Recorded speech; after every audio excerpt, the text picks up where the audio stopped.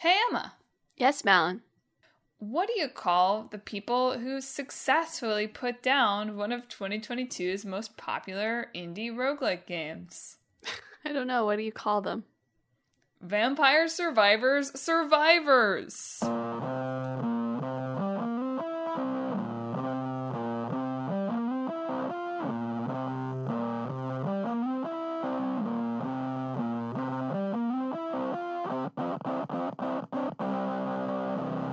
Hello, and welcome to Talk This. It's dangerous to podcast alone.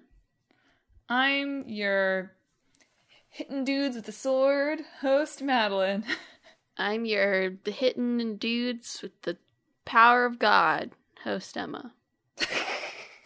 And thanks for tuning in to this week's show. It's a main edition, which means we're talking about one old game, one new game, and this week that's Heavenly Sword and Vampire Survivors. So some like good melee hack and slash vibes happening. Good mowing down enemies vibes. Yeah, I was gonna say Vampire Survivors isn't really like hack and slash. It's a hack and slash if the hack and slash just happens on its own. Yeah.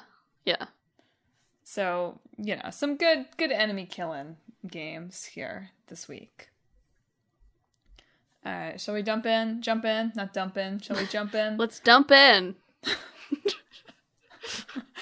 So starting off this week with Heavenly Sword, which is a 2007 game from Ninja Theory. More well-known these days for Hellblade. More well-known on the podcast for Enslaved Odyssey to the West, which I'm pretty sure we talked about. Did we talk about that? Is it even 10 years old?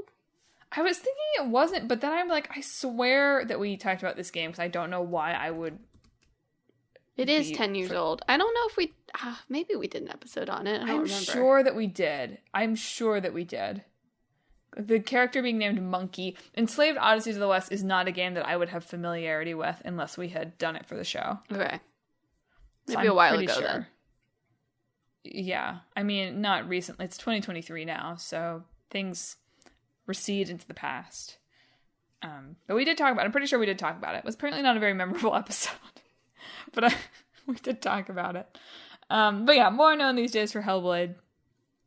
The game for change. Yes. Hellblade. Should I start that on this show? That Hellblade is the game that invented games for change? Probably. Is it? I just feel like Hellblade was it's doing something. I guess so. For good that year in a way that was funny, in a way that was like, it's a game. Anyway, yeah, it's from Ninja Theory, UK developers. It's an action adventure, hack and slash, sword play, martial arts, but also sometimes crossbow game for the PlayStation 3, and only for the PlayStation 3. Despite the fact that Ninja Theory is now a Microsoft studio. Yes. This was back when they were Sony exclusive folks. Well, they started developing it for no particular console, and then Sony said, do it on our console. For our console. Yeah. So they weren't like a Sony-only studio in like a bought or contracted way. Just this was exclusive. Totally. But in a way that became troublesome for the continued life of the series, perhaps. Among other things. Ninja Theory is just like a history of troubled development in terms of money, I feel like. Yes. People keep giving them money. Yeah. But yeah, Hellblade started development when they were still just Add Monsters, which is what the studio was called beforehand. And then during development, they got investment and remortgaged their apartments, apparently, so that they could buy it from their administrators, I guess. And they called it Ninja Theory, and they kept working on Heavenly Sword. So this was Ninja Theory's first game. Not this team's first game, though. That's wild, though. No video game should lead to you remortgaging your apartment. A surprising amount of mortgage showing up in the story of Heavenly Sword, by the way. Look forward to the other mortgage story. I didn't read about either of these, so I'm looking forward to this. Okay. I love talking about mortgages. Anyway, in Heavenly Sword, you play as Nariko, who's a red-haired, scantily clad lady who fights with, what else? The Heavenly Sword. Yeah. Which you can use in a bunch of different attack styles. You can turn it into like 2 blades for like a medium in the middle thing. You can turn it into 2 blades chained together for like ranged attacks that are a little weaker. Or you can turn it into a big 2-handed sword for power attacks. Yeah, And so you kill guys with it. unfortunately, the Heavenly Sword also, like, drains your life force as you use it. So it's, like, a not very heavenly sword, I guess. Yeah, so let's do Madelyn's lore corner, shall we? Please. So the Heavenly Sword, as Emma said, yeah, it drains the life force of its human wielders. And why is that? Well, the Heavenly Sword was originally used by like an angel kind of figure against the Raven Lord, who you might be able to tell by Raven being a dark color was a demon king. And so it defeated the Raven Lord, but for some reason that angel left the sword in the human world, which seems like a bad idea. Oh, the gods don't care, you know, that's just consistent. Fair enough, you're right. If we're putting up this like uncaring god premise here, fine. Just seems stupid, that's all. It's a big sword. Why would you leave it? I don't know, like, if you look at, like, all the different, like, actual mythologies in the world, gods are always doing stupid nonsense, so... I'm just saying, seems like it was a cool sword, and you'd be kind of bummed to have forgotten it in the human world. But whatever. On top of that, unsurprisingly, everybody wanted the cool demon-killing sword. Who could have predicted that? So as, like, all of humanity fought over this, the sword became evil. And it was like, I want to kill everyone who uses me because I am an evil sword now. But eventually there was a warrior tribe that was able to secure it for the time when that original wielder would be reborn and come back to wield it to bring unity and peace. And so our main character, Nariko, was sort of like supposed to be that wielder, maybe. They for some reason thought this baby was going to be the wielder. Well, there's a specific year, the year of the fire horse, that this baby is supposed to be born. And so I assume they thought the baby was going to be it because there was a pregnant lady in their clan, right? And they didn't. But unfortunately, she comes out a girl and they go, oh, God, it's a woman, you know. And then, as we find out later, her dad almost kills her, but doesn't. And feels very conflicted about it forever. Anyway, yeah, they even kind of see her, like, not just as, like, we didn't fulfill the prophecy, but they see her as this kind of, like, bad omen, right? Because it's like, she's born with this bright red hair and the year of the fire horse, and it's like, ha ha ha, the gods are mocking us with this red-haired woman instead of the actual wielder. Yeah. So she's only got one friend. Her friend's name is Kai. She's the last member of a clan destroyed by the evil King Bohan, who is like the antagonist of the game. He's like the guy who's trying to kill everybody right now. And the game sort of famously starts from the end. It starts with a scene at the end where you see Nariko wielding the Heavenly Sword, and it drains all of her power, and she dies. And then we flash back to 5 days before when King Bohan attacks her clan. So to continue the lore corner quickly, her father gets captured. Nariko and Kai try to save him. They fall into a trap. They rescue her dad, not before finding out that he wanted to kill her before she was born. But then Nariko gets captured. Kai somehow gets the sword back. She rescues Nariko, but Kai gets hanged and it looks like she's dead, but she's not. And eventually they both escape, and they've managed to kill like 2 of the 3 supporters of the king by that point. And then, spoilers, more intense spoilers than the game so far, I guess, for how old is this game? 16-year-old game that you can only play on the PlayStation 3, and I'm actually not even sure if it's digitally available for download.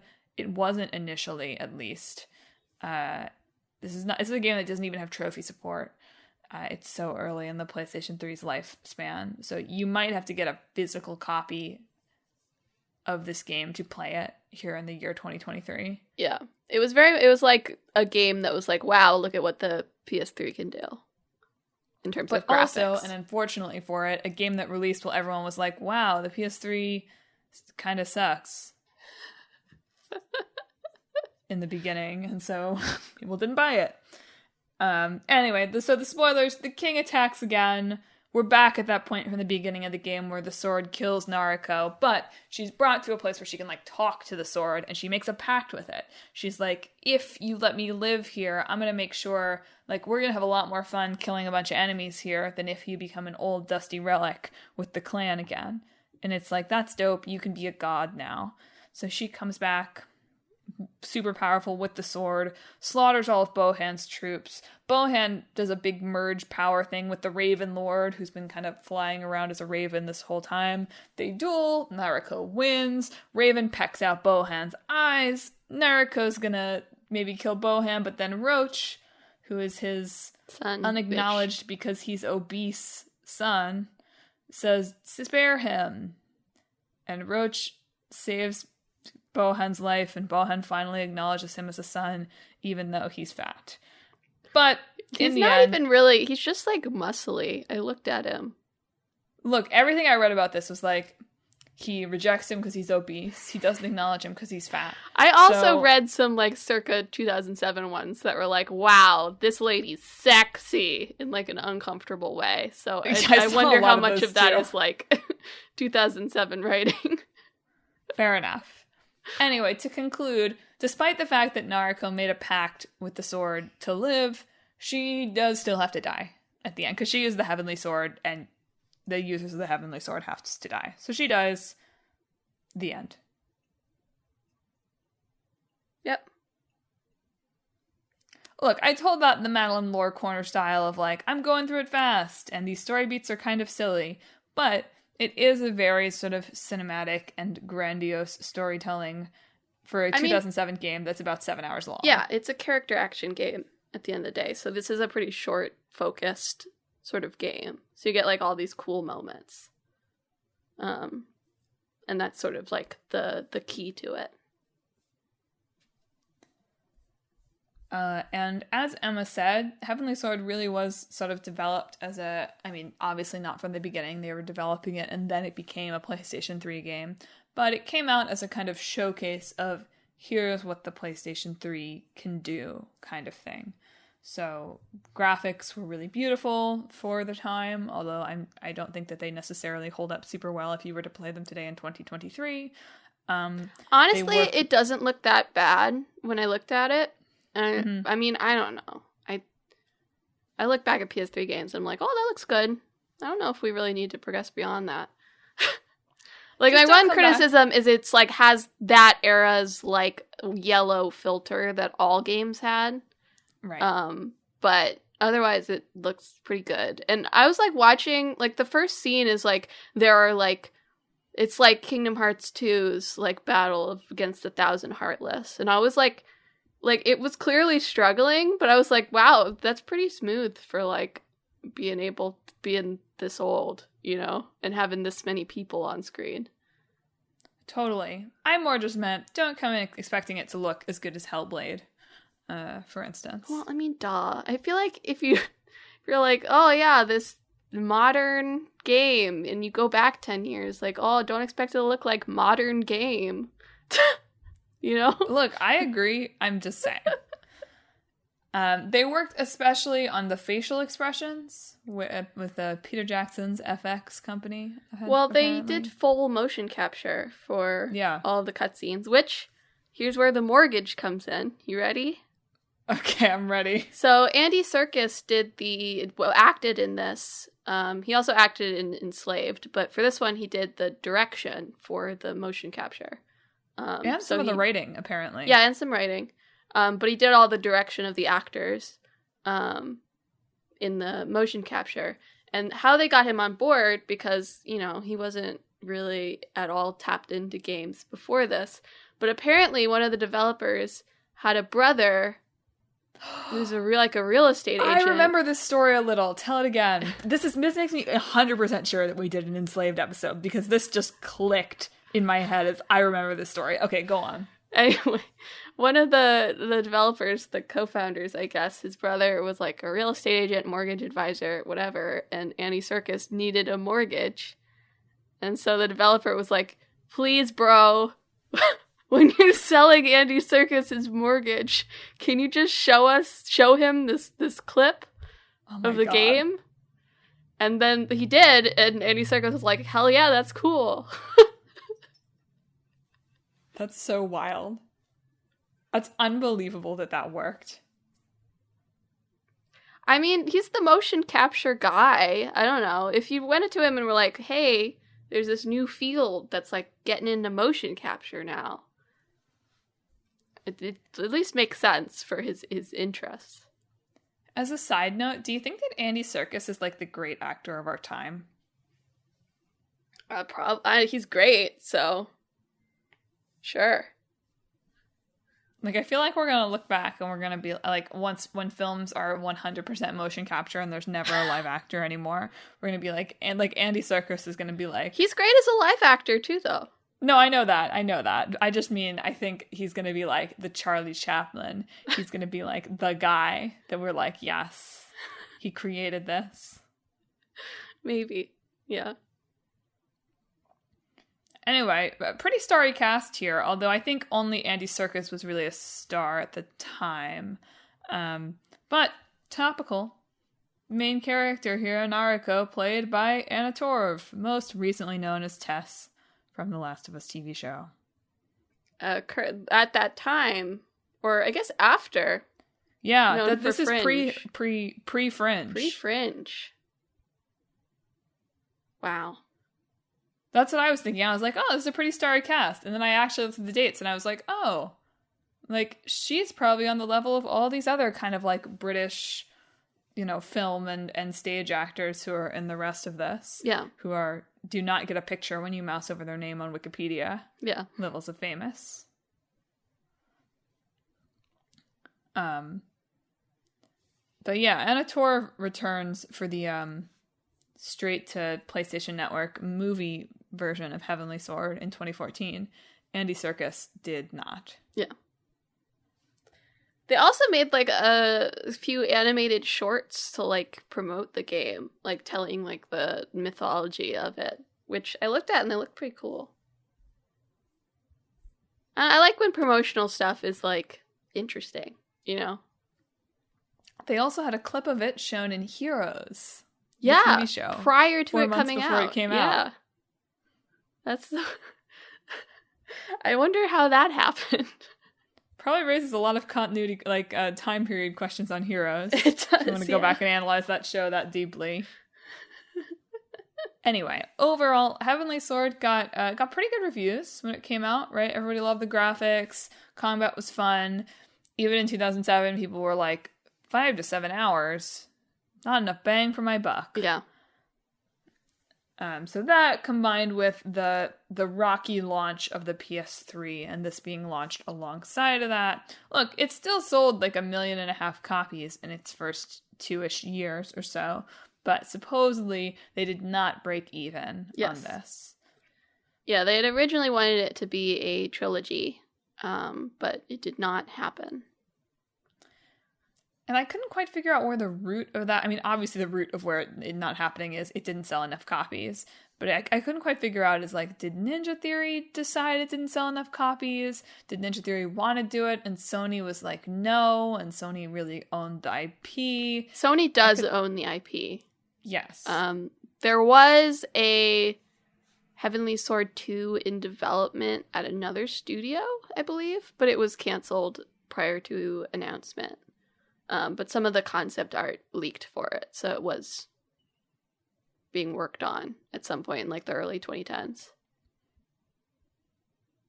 And now that Ninja Theory is owned by Microsoft, Sony still owns the IP. So Ninja Theory couldn't go back to it, even if they wanted to, unless they really wanted to and like bought it back somehow.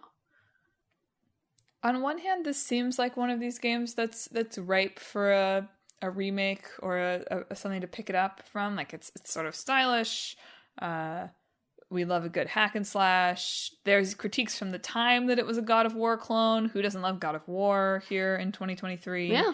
So it does seem like it's sort of ripe for it. I will say that it carries enough of the like mid to late aughts video game baggage that it seems like a little harder to me, right? Like, whatever. We can put her in more clothing. I mean, it wouldn't even be her unless it was a remake, straight remake, right? If we were to remake it in 2023. And there's also the ever-present issue of, like, just some broad and general Asian cultural appropriation at hand here by the British developers that probably wouldn't go over quite as well if a remake were released today. I guess. The video game, I don't know. Like, I agree that is a problem. I don't know if it would be that much of a problem for where the industry is right now, if that makes sense. You know, that's fair. I'll walk it back a little. There would be more think pieces about it than there were in 2007. Yes. I think the main reason why it wouldn't come back, though, is I think it's interesting to look at, like, this and Enslaved and Hellblade, and, like, Hellblade has so much of the Heavenly Sword DNA in it. Well, people originally thought it was going to be, if not an actual sequel, like a real spiritual successor, and they've been very clear that, like, it is not. Yeah, but, I mean, I had to look, and I was like, okay, Senua doesn't have red hair, because I just associate Ninja Theory with, like, red-haired female leads for some reason. But, I mean, just in terms of, like, the, you know, its character action, the single female protagonist, the, like, talking to camera sort of in a serious way, like, presentation style. It feels so similar that it's like, this is just, they've taken, like, all their pet things that they loved when they made Heavenly Sword, and they've, like, evolved them into Hellblade.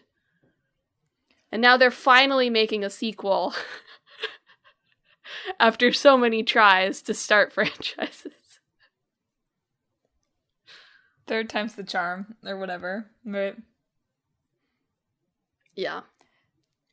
I do wonder, I mean, in hearing you talk about that too, I was like, well, another obstacle to remaking this is like, well, we have our red-haired heroine girl story now, and like, there are more of these sort of like, story-wise anyway, if not gameplay-wise, similarly presented stories, especially with female heroines now.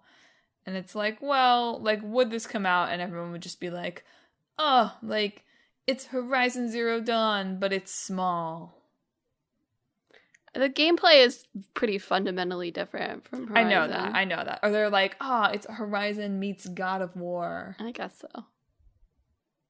But it's like, is that a good... it's interesting for me to think, like, well, would that be an asset? Like, is that a good thing for a game that comes out in 2023? Or is being a game that is so... I can see how Sony might think that there's, like, because, you know, if they were to use the IP, those are, like, two of their big franchises. So maybe they think, like, oh, there's too much overlap here for, like, the big titles that we're putting out. Yeah. I do have to say, if you heard us mention, there's a movie, and if you've been thinking lately about whether video games can be successfully adapted into television and movies, I don't know why you would be thinking about that. No one is talking about that. Nope.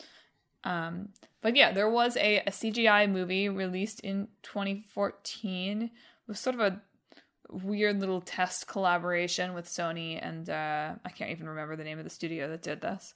But it mostly just released digitally. So to bad reviews. It does make some changes to the game. There is an actual chosen one in the movies. Interesting. Or in the movie. Which is a weird change, weird and interesting change, and a change that did not seem to go over well with the kind of games press type reviews that I read. They're like, it just turns the whole thing into a fetch quest. So probably not worth seeking out the movie. But the game, there were like less retrospectives on Heavenly Sword than I kind of expected there to be. I feel like for most of these I'm able to find like lots and lots and lots of like, this lost game. But maybe it's not quite old enough yet. Maybe, yeah. Or maybe, when did Ninja Theories, like Hellblade, is Hellblade their most recent game? They've done like some little, they made Bleeding Edge, which was like a multiplayer online game. It did not last very long. I suspect when Hellblade 2 comes out that there will be more like, it all started with Heavenly Sword kind of pieces, because it'll be pretty, I'm sure by the time that game comes out, like, where is that game in development? I don't know. I haven't been tracking it. It's an Xbox game. Probably this year at some point. Oh, we think this year. Wow. I thought it was this year. I have no idea. I know very little about this. Again, I block off Xbox games from my brain. I have an Xbox now, so. I know you do. So I would bet when that comes out, I'll bet there'll be a lot of people love their like, you liked this? We should revive this kind of articles when those kinds of games come out. So watch for it, people. That's my prediction. We gotta talk about DMC Devil May Cry first, though. Yeah. I think that might be in our hat. I'll endeavor not to pull it this week. Try not to. Not that you can try not to. You have a computer pull games from the hat. I can, like, force my will upon the computer, so it's okay. That seems real. Well, speaking of things that require will, or willpower, perhaps, specifically, shall we talk about Vampire Survivors? Let's. Someone please rescue me and Clickbait Boyfriend from this game. This whole intro talking about Heavenly Sword has been Madelyn exercising an extreme amount of self-control. Not just because she wants to talk about Vampire Survivors, but she can see Steam on her computer. Right now. This is not usually an issue for me with the podcast, because, like, usually, even if I'm playing a game and I want to be playing more of it, it's like, no, like, Emma would be able to tell. Like, it would be pretty rude if I was sitting in the other room with, like, a PlayStation controller in hand trying to play it. But with Vampire Survivors, it's like, would she even know if I was... Madelyn could be playing it right now, and I could be playing it right now. My heart rate's pretty low to be playing it right now. You'd be hearing a lot more of me going... kind of sounds. I resent all the people in reviews, I'll explain the game in a minute, but who said were like, it's kind of an idle game. I was like, okay, I get where you're coming from with this, but screw you. How dare you flaunt your gaming prowess in front of me by saying, it's kind of an idle game. Get out of town. Stop this. How do I break through 15 minutes? I can't. Okay. Anyway, I'll get back to that. Vampire Survivors is like the ultimate, well, it's sort of the ultimate numbers go up kind of game, except you're not looking at the numbers quite as much as you are in many numbers go up kind of games. The visual numbers go up in a visual feedback sort of way. Yes. The amount of stuff on your screen goes up. That is, to put it mildly. Vampire Survivors is a roguelike shoot-'em-up from Punkle, which is Luca Galante. It started early access in December of 2021. Nobody played it for about a month or a couple of weeks. It had like 8 players on Steam. And then a YouTuber, something cat, I have this Splattercat posted a video about it. A couple of streamers picked it up, and all of a sudden it had tens of thousands of players at any given time. It really is like a case study of like influencer influence on games. I mean, it's exactly what everyone wants to happen to their game. Yeah. Although it seems like it happened at an inconvenient time for this guy, actually. Like, he had been, like, struggling, trying to get a real job in the games industry for a really long time. He was, like, working on, like, online casinos, basically, before this. Which tracks, let me tell you. Yeah. Not because this game has anything to do with gambling, but because you do just have to keep playing it. But he'd like finally gotten like an actual job, and then Vampire Survivors like exploded, and he had to quit. So that like I guess it's good. He's made his own studio now, basically. But I imagine that was a little disorienting. Like, I guess so. On the other hand, is there ever really an inconvenient time for your game to suddenly blow up? I just think it would probably be stressful to go from, as he said, like suddenly you have like issue reports pouring in when you have like thousands of players, and it's just him, right? Like he just made this and hoped he could recoup like the $1,500 he spent on it, and that's why he put it up there.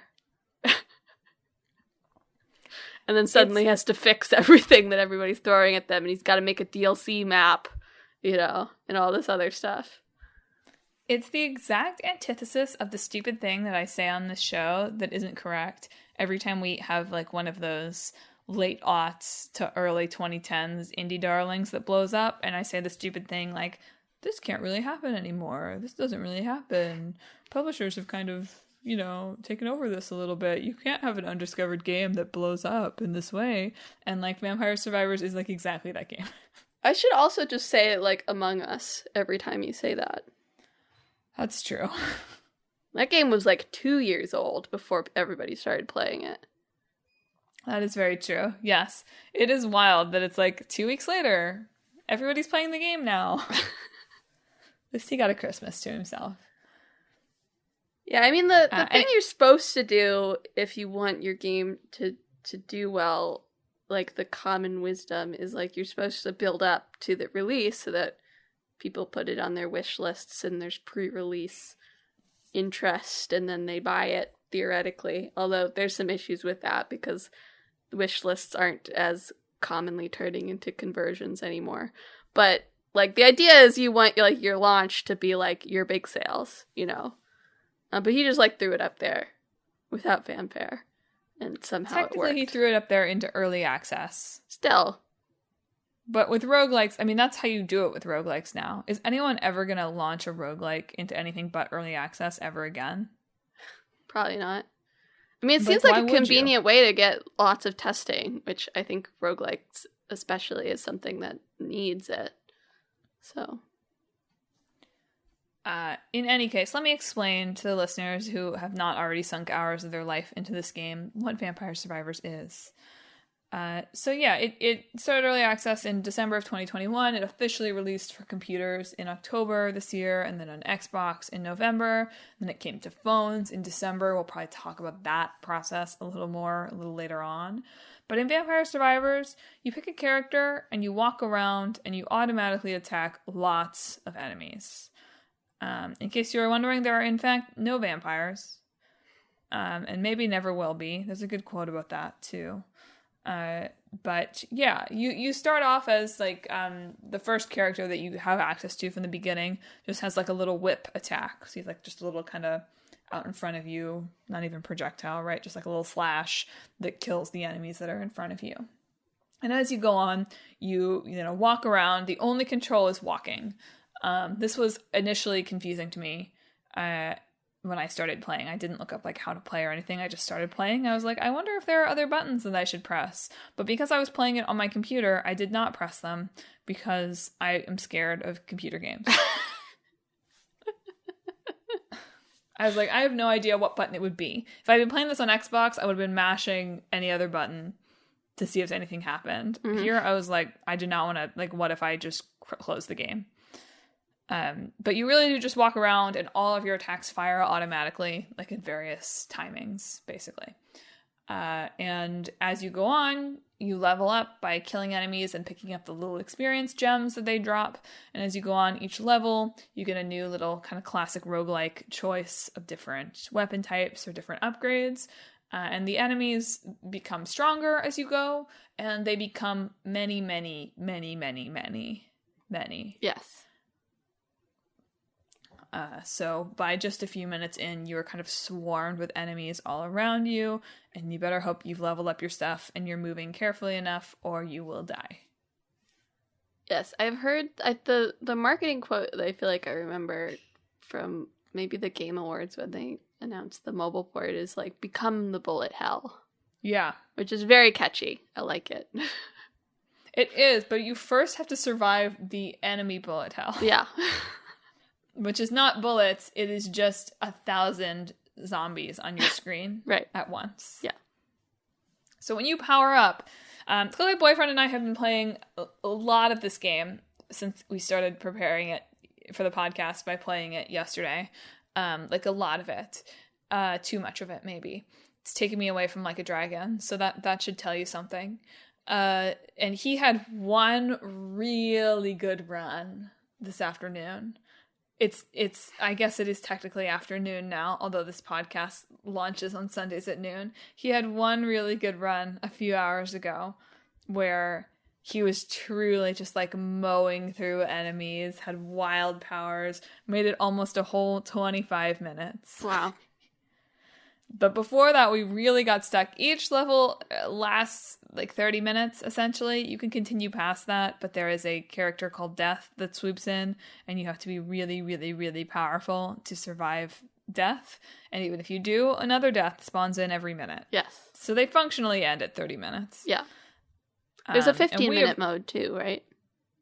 I have not discovered that, but I have heard that is possible. But I have not... I think I made it through 15 minutes like once or twice so far. Most of the time, I got stuck at a point in the first level, which is a forest, where you break out of this like circle of flowers for the second time that appears every 5 minutes. And then this swarm of skeleton men comes from all sides, and they are everywhere. And if you can get through them, which is freaking hard, then there are werewolves. Anyway, it really is a very, like Emma said, its numbers go up, but in a very visual sense, because if you make it to like even 5 minutes into a level, you'll be killing hundreds of enemies every minute. All while not pressing any buttons, but, you know, the arrow keys or your WASD. If that didn't sell you on it, the game is only $5. It is also free to play on mobile. I was grateful that I didn't have to do it on mobile because my computer is at least my second least favorite gaming mechanism. But it is free to play on mobile if you want to give it a try there too. Yes. The only monetization on mobile is if you die, you would get like a second chance if you watch an ad. And then when you do die, if you watch another ad, you can keep some stuff into the next run. But it's optional. So, one, I wish that the option to watch an ad to revive yourself was a thing on computer. I would do it. And two, it was apparently quite difficult for them to find a business partner who would sign off on this non-predatory or absolutely minimally predatory monetization mobile scheme. I mean, to be fair, they're making no money off of this mobile port. Right. Like, a couple of users watching like 2 ads, they're not making anything off of it. So I do understand why publishers would... There is not a lot of ways to non-predatory monetize a game on mobile. Because if you just make it cost something, like, it tanks its, like, discoverability entirely.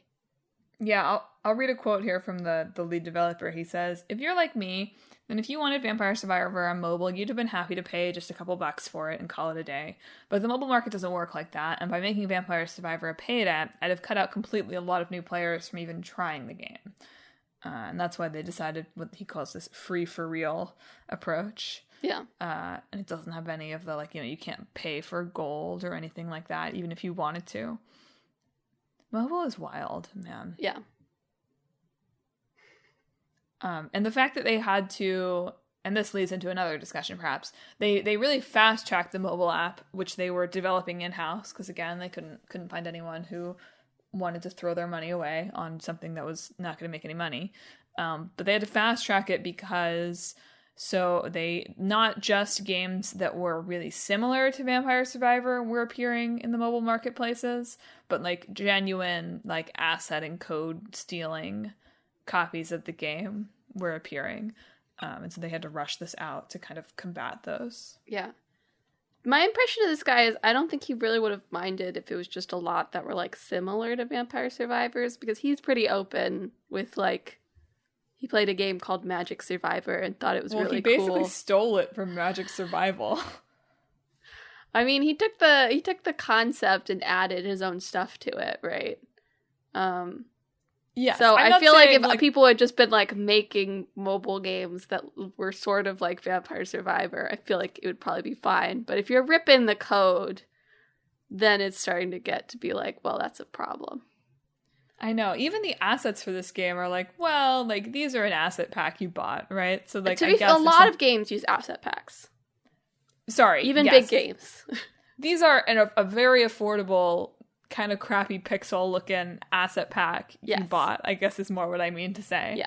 So it's like, I guess even if it had been like, well, they recreated it and they happened to buy the same assets, like, you probably couldn't really say that much. But yeah, the fact that they're, like, ripping the code is like, what is... This game feels so simple. Like, just make it yourself. He says this himself. This is not even me, like pulling this out of nowhere. He's like, he says in one of these articles that, like, I just want everyone to see that, like, you can make a game and it doesn't actually have to require a lot of skill. Yeah.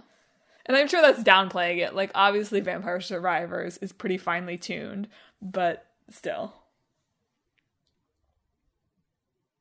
Although he talks about, like, it's a single-player game, so he didn't really think about balance too much, as long as it was fun, right? Yeah. If you happen to stumble into, like, a really overpowered build, that's just, like, part of the fun, not, like, a balance issue. Well, that's what roguelikes are, right?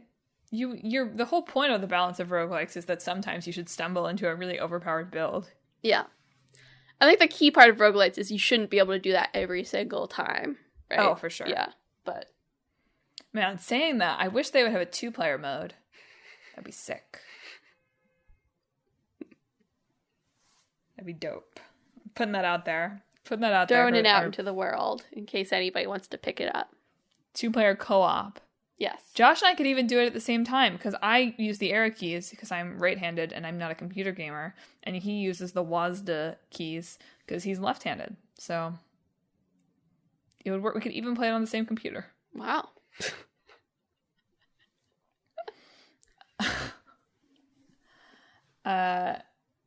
Anyway, yeah, I can't emphasize enough, like, how, like, obviously, as medium-term listeners of the podcast know, these kind of, like, just one more turn, try it one more time games really have their hooks in me, and so obviously this is... not something that is that surprising that I got very into, but it really is. It's like you unlock something new and you want to try it out, and the runs, unless you get really lucky, are only going to be about 15 minutes long.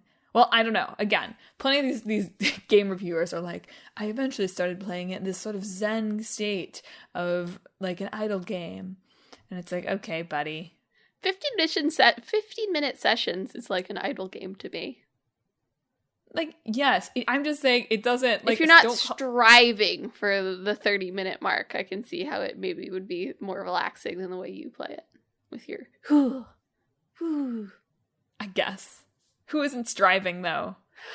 The people who are playing it in a zen-like state, Madeline, obviously.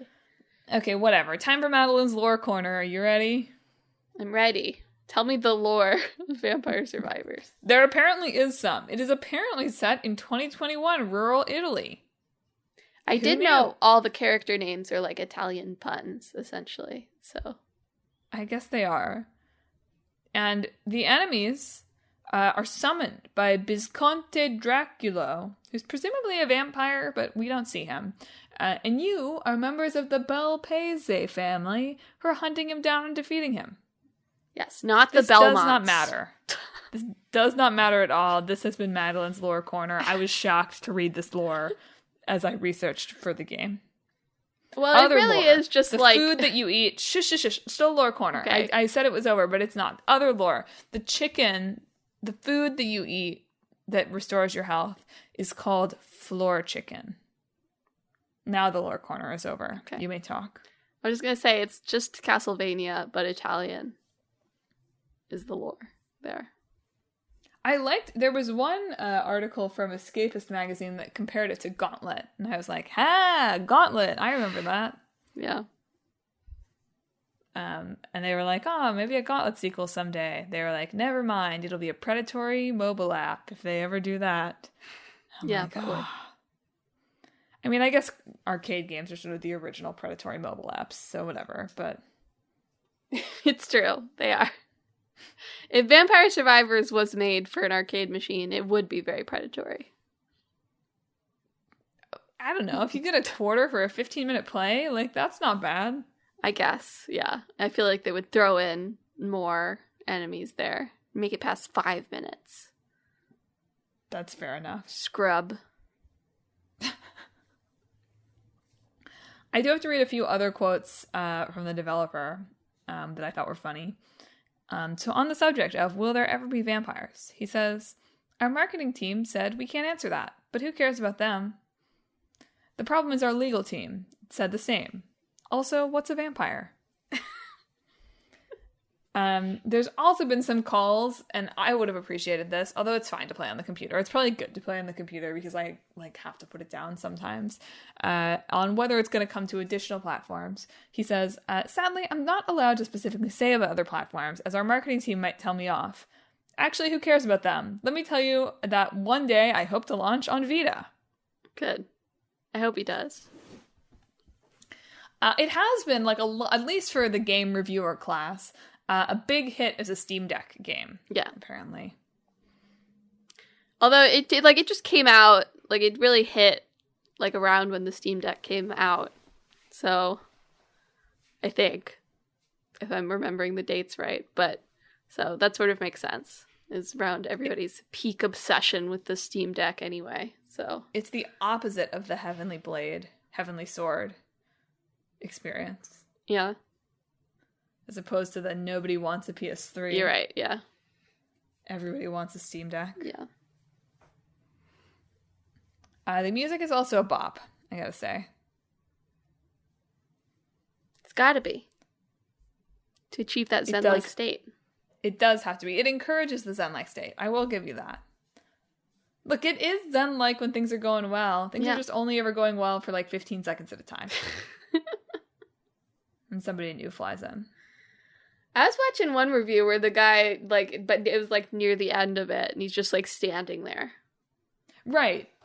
I just never quite got to that point. I would almost get to that point at any given point in a level, but not quite. There'd always be, some new enemy that was, just a little more powerful and would get through my attacks, and I had to be afraid of. Maybe one day. Maybe one day I'll be good at games. One day. I don't know. It hasn't happened in all these years, so... Yeah. I don't really have a retort to that. Yeah. It's okay. I'm not good at games either. Anyway, I'll close my Vampire Survivors wholehearted recommendation here by saying, and somebody mentioned this, I can't remember if it was on a message board or in a review, so I've stolen this from somewhere, but that's okay. This game is kind of stolen from an Android-only app, so I could do a little stealing. This is sort of the perfect personification of the meme statement, not meme statement, very serious, the serious meme of I want shorter games with worse graphics made by people who are paid more to work less, and I'm not kidding. At least the first half of it. Yeah, I don't know if he was, at the time he wasn't paid more for it, so. Now he probably is. Now he probably is. Probably still not that much. It's still very cheap for being, even though it's successful, Yeah, it's $5. It's probably part of why the influencer stuff worked. Yeah. Because everyone could just be like, oh, whatever, $5. When it was early access, I think it was $4 even. Man. So, that is perfect impulse purchase price. What is perfect impulse purchase price? I feel like you could go a little higher than $5. Less than 10. 7. 7 tops. 7 does feel different than 5, though. I have to deal with this with theater tickets all the time, but on a slightly different scale. And I don't mean things shouldn't cost that much, just in terms of, you're, looking at a game and you're sort of interested, and it's this much. I'll just do it and not even look into it anymore. I did love the people who reviewed the DLC and were talking about, or, we're just oh, the end game isn't as good, or, the DLC like doesn't add that much. I was like, man, this game is $5. Yeah. The DLC is $2. Like, come on. Most of them kind of acknowledged that, at least, but I was still sort of like, it's $2. Like, if this was a predatory mobile game, like, you'd spend $2 just to, like, play the game. Yeah.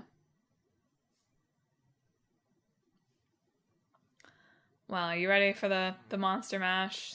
I'm ready for the Monster Mash. It's interesting. Vampire Survivors doesn't quite fall into the Tetris zone. Although I have to say, playing Vampire Survivors did sometimes remind me of playing Tetris, of how I feel when I'm playing Tetris. I saw him compare it to Pac-Man. That tracks. Which is, like, in the Tetris zone that you're talking about, too. But I do think that there is more going on with Vampire Survivors that will make the mashup possible, albeit... Well, okay, I mean, the mashup... Here's the obvious mashup. The mashup is a Muso game, like the Warriors series. Here's my suggested twist. Okay, so you've got, like, a time-based round game, right? And there's lots of enemies, and it's like a race that, like, your weapon is killing you, so can you, like, do this amount in this amount of time before your weapon kills you, or whatever. That's a good twist. That's a clever take on the games. Thanks. What would, like, is it like a hack and slash, or is it like an idle? I don't know. I think it would have to be more of a hack and slash. I think if it was an idle game that just killed you over time, that would be, like, something about that is a little weird. Yeah. Like, that's sort of, I mean, it doesn't kill you over time, but that's sort of already the, like, it caps it. Like, it's instituting a time limit, basically. I think to be a hack and slash, there would have to be, I guess this is sort of in Vampire Survivors too, but a big, like, emphasis on, like, pickups, so that it's not, like, just, oh, you got hit once, now your run is tanked, right? Because your health is drained, it's drained beyond. So there'd have to be, like, extra health pickups and extra boosts and stuff that you could maybe extend your runtime with. Definitely. Tons of items and upgrades available. I think that's definitely a must. It's like it's like the box breaking mini game in Final Fantasy VII Remake. Yeah. Yeah, I can sort of see that. That mini game is not that fun though, so don't mark it. But it would have more stuff going on, right? You'd actually be fighting things, not just breaking the boxes. Do you think it's like overflowing amounts of enemies in the same? I mean, and obviously not. It couldn't be quite like Vampire Survivor. If it was a hack and slash, just I don't even think the modern systems could handle that amount in any sort of rendered style, even if it was really simple. But do you think it's like Fire Emblem Warriors amounts of enemies, or do you think it's less than that? I think it has to be at least Fire Emblem Warriors amounts of enemies. Yeah, because I'm like, there probably can't be that much skill to the combat if it's gonna kind of carry on the Vampire Survivors legacy. But also, I did appreciate one review did directly compare it to the Warriors series, which I thought was interesting. But he was like, it's much less physically demanding, and I was like, yeah, it is, isn't it? Well, Hellblade has some amount of, like, auto flow. Yeah. So maybe you could emphasize that a little bit more in this. Like, I'm wondering if you have the sword, but you can also have other weapons bound to, like, triangle, square, X. This is a PlayStation game, obviously, or something like that. Then if you press it, it'll, like, auto do that for a while, or something like that. I feel like there's a way to capture some of the zen of the other. Well, obviously you'll have the stress of the time limit. But I like it. I like the sort of, like... I mean, roguelikes are in. So yeah. Anything kind of slap roguelike on it. We'll put it in early access. Yeah. Figure it out from there, Doesn't have to be done. You're right. We don't really need to know that much more than this. Well, that was a good mashup for once. That was much better than me being like, well, it's Fire Emblem Warriors, call it a day. Quick, someone buy us an asset pack. Quickly. So that we can make this. With our non-existent skills. I don't think the asset... I think this has to be, like, kind of beautiful, though. It can't be that beautiful if it has that many people on screen. You're right, but the vistas have to be nice. Sure. They can look like, okay. I don't think it could be an asset pack like Vampire Survivors. That's all I mean. Well, yeah, not like Vampire Survivors. There's like 3D and fancy asset packs too. Yeah, buy us a fancy asset pack. Yeah, splurge on us. Well, listeners, with that, this has been another episode of Talk This. It's dangerous to podcast alone. If you enjoyed the show, you should check us out on social media. We are on Facebook, Twitter, Instagram, and YouTube at Talk This Podcast. You can also visit our website, www.talkthispodcast.com, where you can read all about the show, check out the games in the hat that I was about to pull our next 2 games from, and read our blog featuring long-running series, Clickbait Boyfriend, and Split Screen, and various other miscellany. Finally, though, if you enjoy the show, the most important thing that you can do is subscribe so you never miss a weekly episode. We're on Apple Podcasts, Google Podcasts, Stitcher, TuneIn, Spotify, Pandora Podcasts, online and on the app, Overcast, Pocket Casts, really anywhere that you can find podcasts, wherever you found the podcast today. You should subscribe to Talk This. Next week it's Emma's side quest. Not no sure doubt yet. She doesn't know yet. Games for preparing for Valentine's Day. I don't know. Whatever. Sure.